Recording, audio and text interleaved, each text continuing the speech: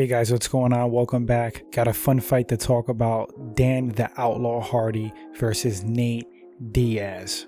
Now this fight hasn't been booked or anything like that. Of course, Nate Diaz is fighting Jorge Masvidal at UFC 244. A little backstory with this potential fight.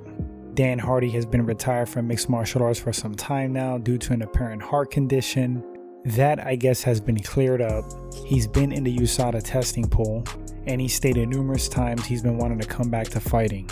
In a recent interview, he stated that Nate Diaz would be an ideal opponent for a comeback. So here we are with this breakdown.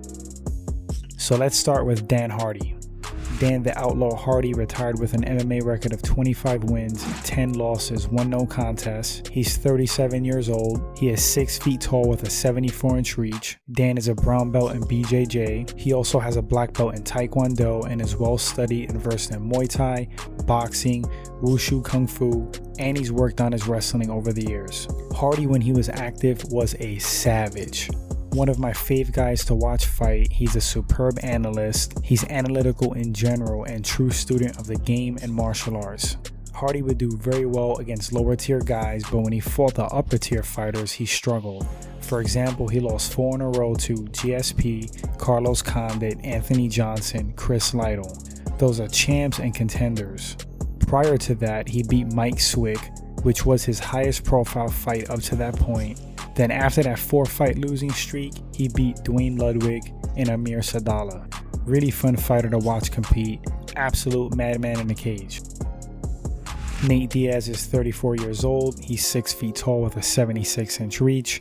He has an MMA record of 20 wins, 11 losses. He is a second-degree black belt in BJJ. Nate just had a sensational comeback win against Anthony Pettis. It was such a damn good performance. He's scheduled to fight Jorge Masvidal at UFC 244, which is the main event. Nate, when focused and on, can beat anybody at 155 and 170. He puts crazy pressure on you, has really awesome BJJ.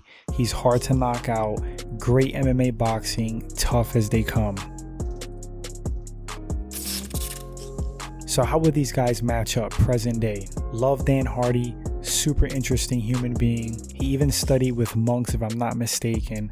Like I stated, student of martial arts in life, complete animal in the cage, entertaining fighter, top tier analyst. I'd pick Nate Diaz to win this fight. Nate obviously has been more active, even though he has went on a hiatus or two, but I feel like Nate is more in tune with the game. I would imagine this fight would be at 170. I'd like to see Dan take an easier fight to ease back into the game. He may just be doing a one and done, and it's understandable to try to get a big name guy. Respect. Dan can win. He has heavy hands. I like his stand up.